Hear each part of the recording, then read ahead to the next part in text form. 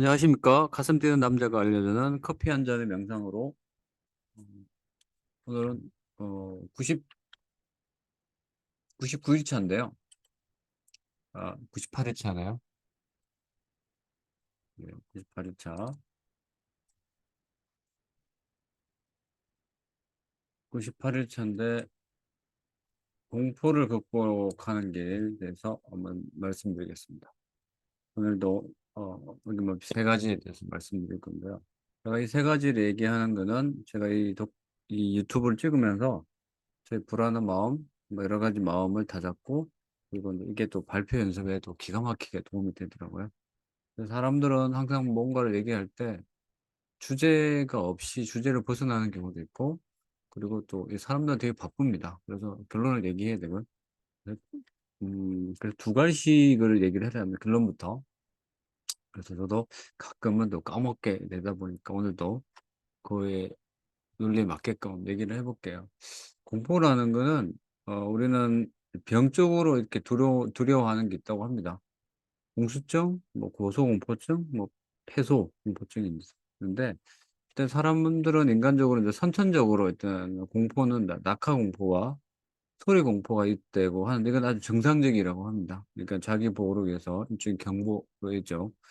왜냐하면 이제 높이 있는 데에 대해서 인지를 못한다, 이것도 문제가 있는 거고, 그리고 어떤 자동차라든지 외부에 대해서 반응하는 거는 지극히, 아주 지극히 정상적인데, 그 외적인 공포 같으면 아주 비정상적이라고 합니다. 뭐, 그러니까 이게 어떤 거냐면, 두려움이라는 거는 그러니까 눈에 보이지가 않아요. 그래서 실체가 없다 보니까 이 두려움이 두려움을 만들고, 그 두려움이 또 두려움을 낳다 보면 실제 존재하는 거는 강도가 뭐 이르면 우리가 키우는 강도가 한 99라는 거죠. 근데 이런 문제가 있으니 이것도 결국은 이제 이런 잠재 의식을 통해서 극복할 수 있다, 이런 얘기입니다. 첫 번째는 나를 힘들게 하는 게 이제 공포가 있는데, 이제 요걸 잠재 의식을 통해서 극복할 수 있다. 인간에는 제가 얘기한 두 가지 공포가 있다는 거죠. 낙하 공포, 소리 공포. 이거는 타고난다. 근데 이제 그걸 극복하기 위해서는 우리가 이제 명상을 해라는 거죠. 이제 뭐라고 하냐면, 실제 내가 일단 물에 대한 뭐 두려움이 있다면, 이것도 항상 그 물에서 뭔가 행복해하는, 그리고 헤엄을 치고 뭔가 즐거워하는, 결국은 이제 이 즐거움이 이 두려움을 이겨낼 수 있다고 하는 거니까, 두려움에 대해서 극복하기 위해서 이 행복한 면을 상상하는 이런 걸 하면 극복할 수 있다고 하거든요. 여러분도 저도 뭐 두려움을 좀 그런 마음으로 날려가는 거고, 두 번째로는 일단 고소공포증은 나의 마음으로 날릴 수 있다.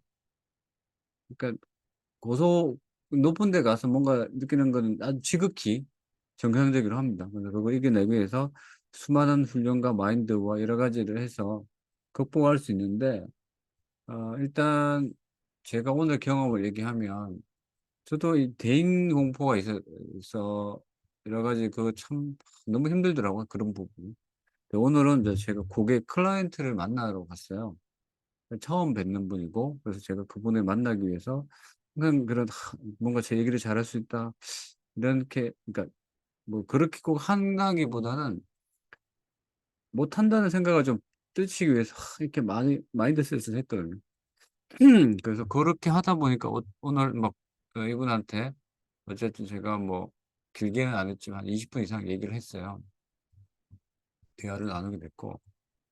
그래서 저도 그런 게 필요 같더라고요. 그러니까 즐거움, 그러니까 두려움은, 그러니까 즐거움이 반대니까. 어쨌든 그 즐겁게 하기 위한 그런 상상, 그리고 그걸 평소에 조금 많이 하다 보면 이런 두려움도 이겨나가는 어떤 팁이 아닐까.